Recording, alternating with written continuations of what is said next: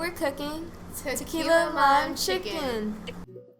Once your chicken has been cleaned thoroughly, go ahead and drizzle some oil onto your chicken, as well as black pepper, salt, and seasoning of your choice. We're using tequila lime for this recipe. Make sure you're massaging the seasoning and the oil really into the chicken just so you can get that full flavor boost experience. This is the chicken before the air fryer.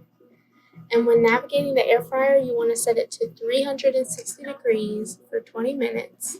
You want to space out the chicken in the air fryer, and you also want to check it periodically and flip it just so you can get that thorough, clean, crispy chicken.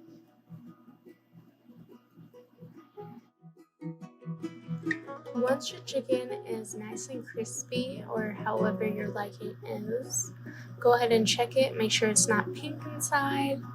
And once you're done with that, you're done. Make sure you add some other food to your plate, like vegetables and a few starches.